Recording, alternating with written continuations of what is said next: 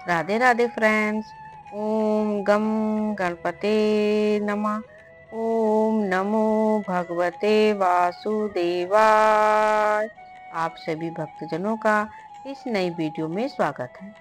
श्री राधे राधे। श्री गीता ज्ञान।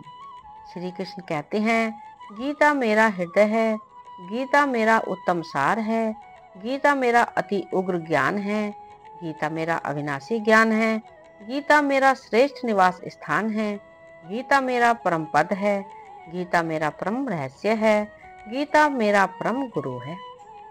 जो अपने आप श्री विष्णु भगवान के मुख कमल से निकली हुई है, वह गीता अच्छी तरह से कंठस्थ करना चाहिए।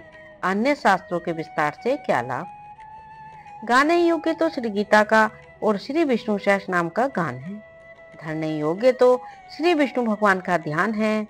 चित्त तो सज्जनों के संग में पुरोने योग्य है और वित्त तो दीन दुखियों को देने योग्य है।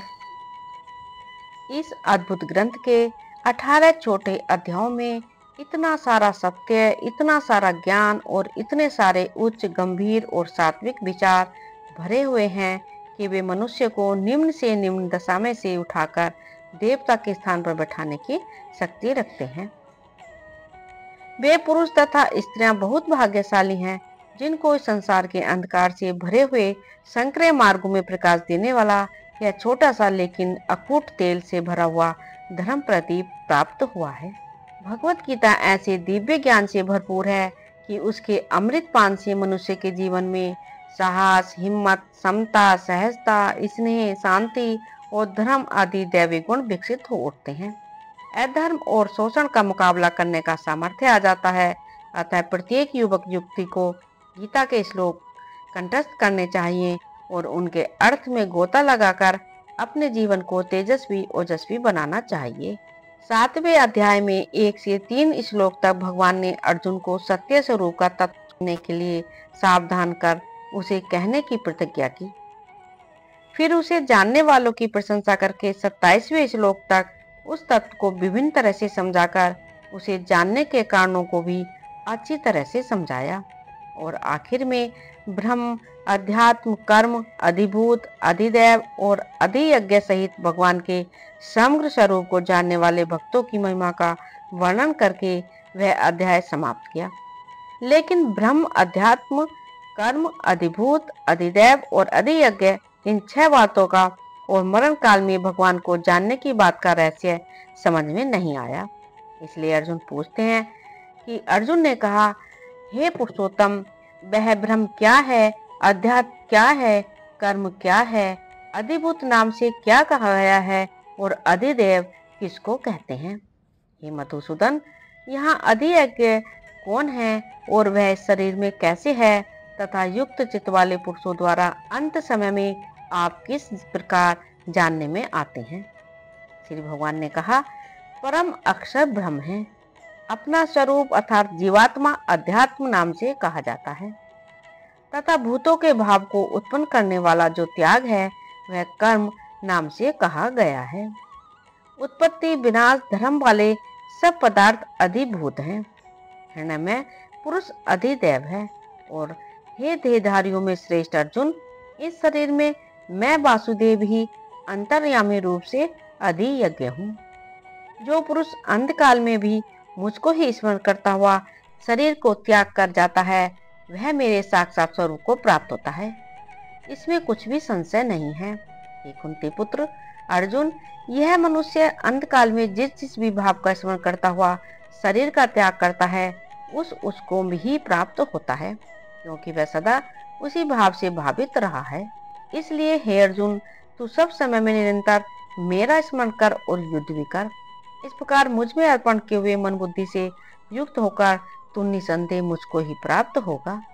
हे पार्थ, यह नियम है कि परमेश्वर के ध्यान के अभ्यास रूप योग से युक्त दूसरी ओर न जाने वाले चित्त से निरंतर चिंतन करता हुआ मनुष्य परम प्रकाश रूप दिव्य पुरुष को अर्थात परमेश्वर को ही प्राप्त होता है। जो पुरुष सर्वज्ञ, अनादि, सबके नियंता, सूक्ष्म से भी अति सूक्ष्म, सबके धारण पोषण करने वाले अचिंत्य स्वरूप सूर्य के सदस्य, नित्य चेतन प्रकाश रूप और अविद्या से अति परे शुद्ध सच्चिदानंद घन परमेश्वर का स्मरण करता है, वह भक्ति युक्त पुरुष अंतकाल में भी योग बल से भ्रगति के मध्य में प्राण को अच्छी प्रकार स्थापित करके फिर निश्चल मन से स्मरण करता हुआ उस दिव्य रूप परम पुरुष परमात्मा को ही प्राप्त होता है।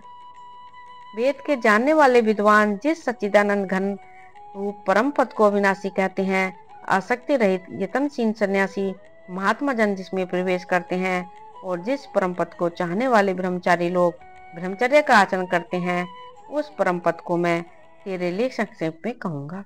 सब इंद्रियों के द्वारों को रोककर तथा मन को हृदय देश में स्थिर करके फिर उस जीते हुए मन के द्वारा प्राण को मस्तक में स्थापित करके परमात्मा संबंधी योग धारणा में स्थित होकर जो पुरुष ओम इस एक अक्षर रूप ब्रह्म को उच्चारण करता हुआ और उसके अर्थ स्वरूप मुझ निर्गुण ब्रह्म का चिंतन करता हुआ शरीर को त्याग कर जाता है, वह पुरुष परम गति को प्राप्त होता है। हे अर्जुन, जो पुरुष मुझ में अनन्य चित्त होकर सदा ही निरंतर मुझ पुरुषोत्तम को स्मरण करता है, उस नित्य निरंतर मुझ में युक्त हुए योगी के लिए मैं सुलभ हूँ, अर्थात उसे सहज ही प्राप्त हो जाता हूँ। परम सिद्धि को प्राप्त महात्मा जन मुझको प्राप्त होकर दुखों के घर तथा क्षणभंगुर पुनर्जन्म को नहीं प्राप्त होते। हे अर्जुन, ब्रह्मलोक पर्यंत सब लोग पुनरावृत्ति हैं, परंतु हे कुंती पुत्र, मुझको प्राप्त होकर पुनर्जन्म नहीं होता, क्योंकि मैं कालातीत हूँ और ये सब ब्रह्मादि के लोग काल के द्वारा सीमित होने से अनित्य हैं। ब्रह्म का जो एक दिन है उसको 1000 चतुर्युगी तक की अवधि वाला और रात्रि को भी 1000 चतुर्युगी तक की अवधि वाला जो पुरुष तत्व से जानते हैं, वे योगी जन काल के तत्व को जानने वाले हैं।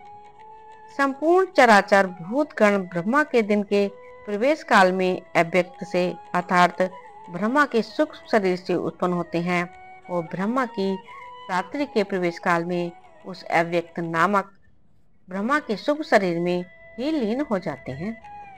हे पार्थ, वही यह भूत समुदाय उत्पन्न होकर प्रकृति के बस में हुआ रात्रि के प्रवेश काल में लीन हो जाता है और दिन के प्रवेश काल में फिर उत्पन्न होता है।